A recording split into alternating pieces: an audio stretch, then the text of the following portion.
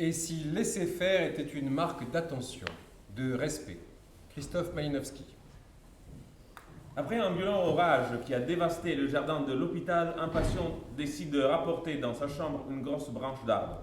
Évoquant l'hygiène ou encore la sécurité, l'équipe soignante est divisée sur l'attitude à adopter.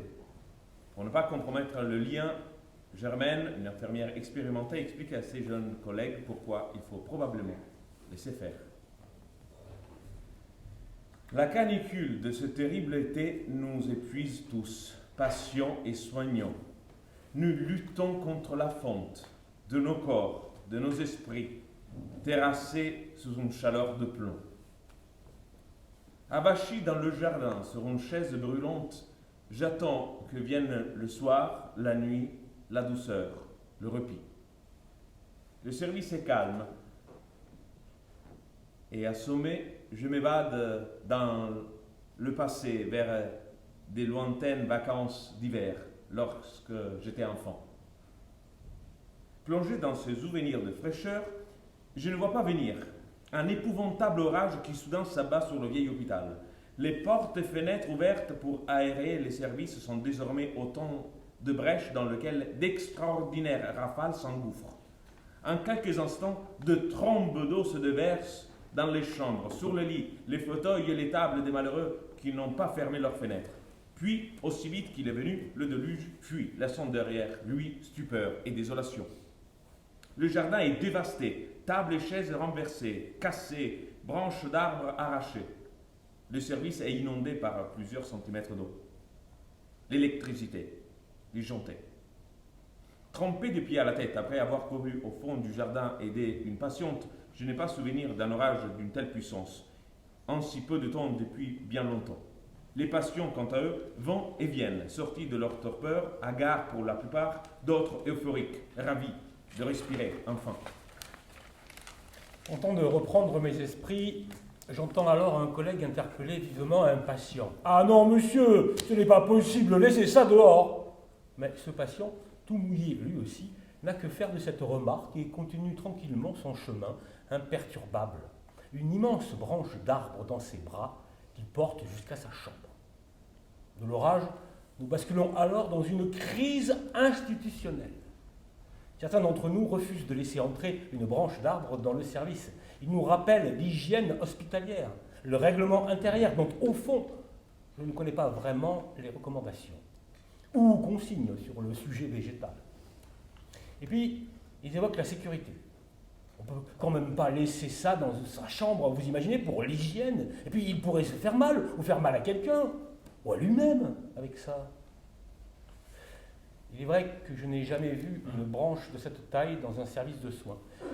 Quelques pâquerettes ramassées dans le jardin, parfois, un trèfle à 4 feuilles, fièrement arboré, une plante abandonnée et agonisante dans son pot desséché peut-être, mais jamais une branche d'arbre gigantesque. Il faut dire que M. S., qui souffre d'une schizophrénie évoluante depuis de nombreuses années, peut parfois paraître original. Il est isolé du reste du groupe, parle peu, mais passe beaucoup de temps dans le jardin. Ce petit endroit de verdure qu'il chérit est le lieu où nous le retrouvons toujours. Il parle aux oiseaux, auxquels il laisse chaque soir quelques morceaux de pain, et aux arbres, qu'il enlace parfois. Et ce soir-là, il a décidé de ramasser cette branche arrachée par la tempête, et bien plus grande que lui, pour la ramener dans sa chambre. Ruisselant, ma blouse collée à la peau et mes chaussures couinant à chaque pas, je suis mon collègue, bien décidé à reprendre l'objet non hygiénique et dangereux. Mais Monsieur S., peu bavard, sait s'affirmer. Et non. Pour lui, pas question de rendre la branche qui trône contre le mur, fière et moqueuse, nous narguant, nous et notre règlement intérieur. Épuisé et encore sidéré après la violence de l'orage, je suis perdu. Que faire? Quelle position adopter? Qui suivre? Mon collègue décidé, les autres plus hésitants? Mais est-ce là l'urgence alors que le service est submergé par les eaux? Ne faut-il pas plutôt prendre le temps d'échanger à ce sujet en équipe? L'orage nous emporte-t-il, nous aussi, dans l'abîme? Je suis perplexe, comme absent, et à nouveau, loin du tumulte, je m'évade. Je reprends le train dans les vallées enneigées du Massif central, bercé par ce roulis du wagon et le claquement des roues sur les rails. Je tiens en équilibre et laisse mes doigts dessiner des nuages, des vagues et des îles sur la buée de la vitre. Sur une île, il y a un palmier. Au-dessus, un nuage et la pluie, douce et bienvenue. J'ajoute alors un petit homme sur le sable. Ce petit homme, c'est moi qui cours sous la pluie légère et rafraîchissante, loin de toute tension, de toute canicule, de tout orage. Puis un dauphin, un bateau aussi, avec une voile. Et enfin, un soleil souriant et chassant les nuages. Soudain, ma vieille collègue Germaine m'extirpe de mon île où je suis pourtant si bien, pour me ramener à la réalité. Mon corps ruisselant, mes pieds inondés, mon collègue essayant de reprendre la branche coupable. Après la pluie vient le beau temps, paraît-il. Ce soir-là, après l'orage puis la discorde, est venue Germaine. Nous l'avons suivie jusqu'au poste de soins où elle nous a expliqué. Chers collègues, Monsieur S est distant, à part, et difficile d'accès. Ainsi, l'évaluer n'est pas simple, mais nous devons chaque jour et à chaque instant continuer d'essayer de créer du lien avec lui. Du fait de sa pathologie, il n'est pas toujours accessible à nos mots. Alors utilisons notre simple présence, notre regard, ou même à l'inverse, une distance respectueuse. Des silences, un laisser-faire, pour ne pas le brusquer, être intrusif ou gênant. Et tout de suite, nous allons peut-être devoir laisser faire, pour ne pas compromettre le lien à défaut de le créer. Pourquoi cette branche d'arbre vous inquiète-t-elle autant? Est-elle plus dangereuse qu'un pied de chaise ou qu'une fourchette? Est-elle plus sale et à risque de perturber l'hygiène hospitalière que les chaussures avec lesquelles nous marchons dans le jardin? La question est plutôt de savoir pourquoi M. S tient tant à cette branche. Peut-être a-t-elle un sens dans le contexte de sa maladie, de son histoire. Et quand bien même, si ça lui fait plaisir, est-ce si grave?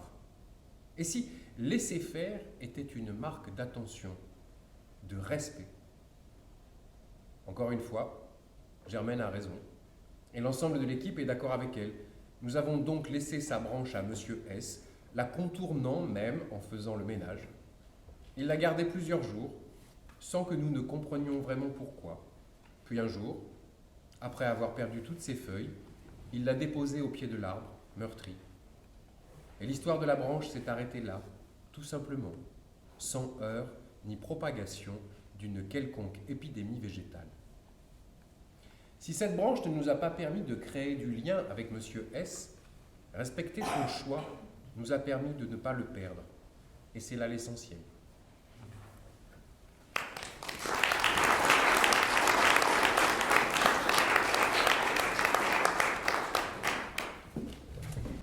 Alors le texte suivant, on a hésité entre vous le lire, pas vous le lire, parce qu'on a déjà lu beaucoup de choses. Donc on a décidé de ne pas vous le lire, mais de vous le raconter très brièvement. C'est toujours Germaine qui, un jour où il neige, décide d'improviser un goûter avec du chocolat chaud. Et tout ça en violation gravissime du règlement et sans tenir compte du surcoût que ça occasionne. Et elle discute avec un jeune infirmier et elle lui dit bah, tu vois, toi, quand tu étais petit, tu allais en vacances dans un chalet, peut-être on servait du chocolat chaud, tu as des souvenirs comme ça qui peuvent te nourrir, te protéger. Là, parmi les patients, il y en a beaucoup qui n'ont pas ça. Donc, toi, sois le chalet toi-même.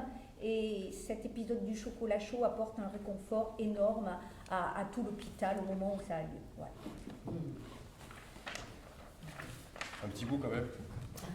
Qu'il neige, qu'il pleuve, qu'il vente ou que la canicule s'abatte soudain sur nous, apporte de la chaleur, par n'importe quel moyen, et tout le temps. Car tout ce qui apporte chaleur et réconfort est un vaccin contre toute forme de tension.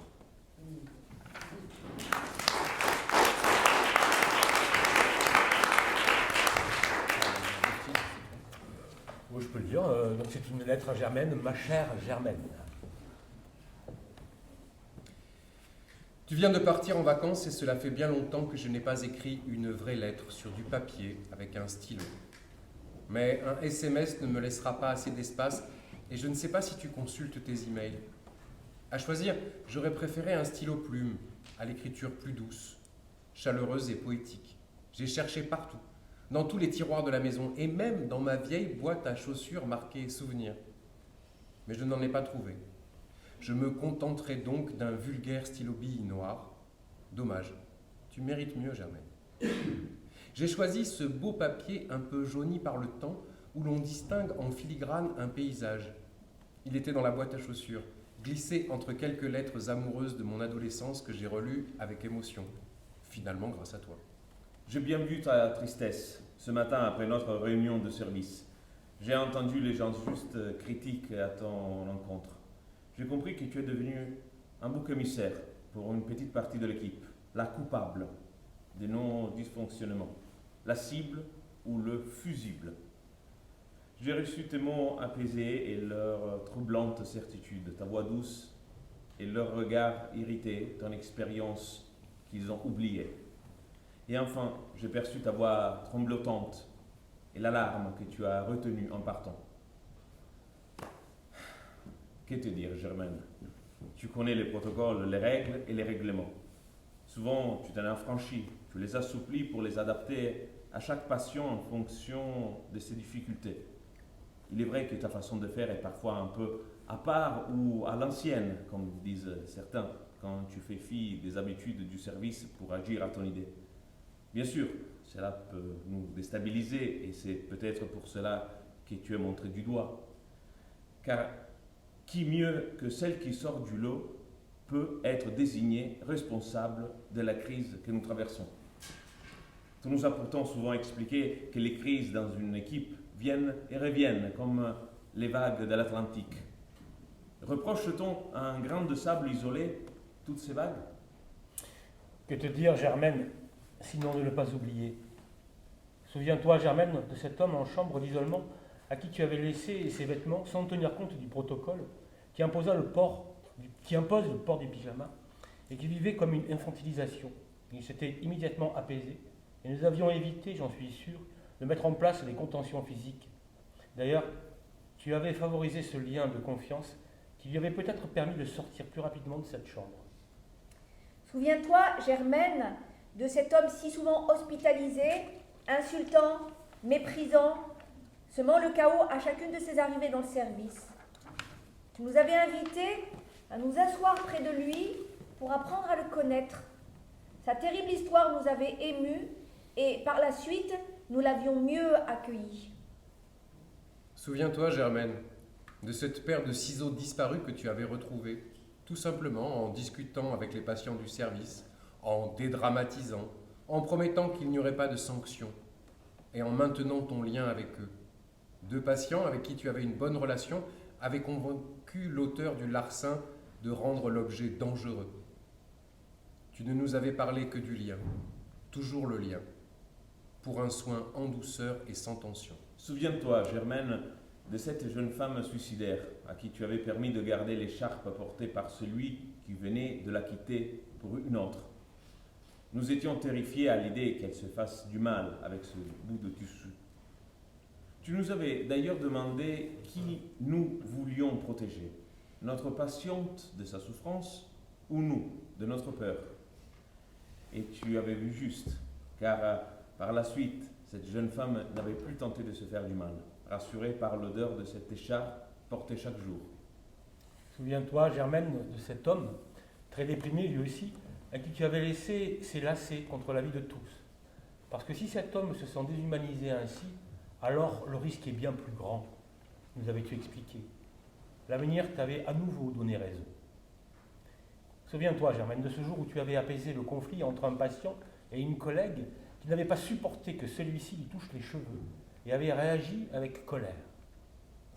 Tu nous as parlé de nos émotions, de nos attitudes conscientes ou inconscientes, qui influencent parfois le comportement des patients. Souviens-toi, Germaine, de cet homme anxieux à qui nous avons refusé une cigarette une nuit parce qu'il était trop tard et qui avait tout cassé dans sa chambre. Toi seule, consciente de sa souffrance et de l'aberration de ce cadre, avais pu l'apaiser en discutant autour d'une cigarette que tu lui avais autorisée. Dans les suites de son hospitalisation, il allait souvent vers toi pour parler quand il n'allait pas bien. Ou de cet autre patient en colère après moi, à qui tu avais servi son petit déjeuner bien après l'heure prévue, malgré mon rappel au règlement du service. J'avais dit non, tu avais dit oui, je rigidifiais, tu assouplissais, je me figeais, tu créais du lien. À propos de cette cigarette et de ce café, tu m'avais demandé, est-ce si grave? Et de rajouter, le cadre est un outil dont nous ne devons pas être l'otage. Il doit nous servir, être souple et adaptable pour ne pas perdre de son sens et se casser.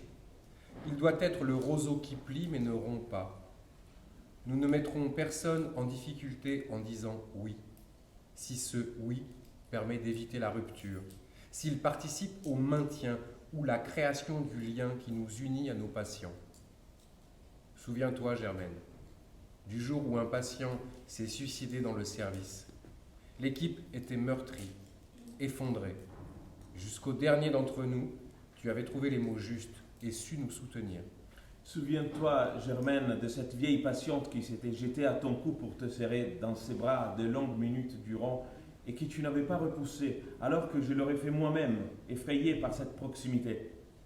Tu m'avais dit que parfois la distance thérapeutique n'est qu'un grand mot, que nous ne sommes pas des robots, que nous pouvons être touchés et touchés, que ce geste de réconfort n'est pas écrit dans les livres de psychiatrie, mais qu'il peut être soutenant et rester dans le cœur éprouvé de nos patients.